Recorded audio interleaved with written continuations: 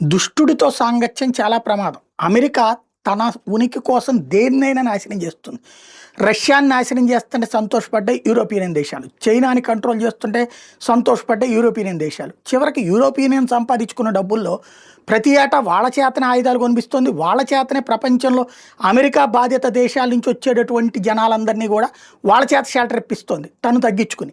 ఇలాగా వాళ్ళందరినీ వాడేస్తుంది. కాకపోతే అందరూ ఐక్యంగా ఉన్నాము, ఒక్క దేశం మీద ప్రాబ్లం వస్తే అన్ని దేశాలు కలిపి యుద్ధం అన్నటువంటి అమెరికా పాయింట్లో ఉన్నారు. చివరికి చూస్తే ఇప్పుడు యూరోపియన్ కూడా మింగేస్తుంది.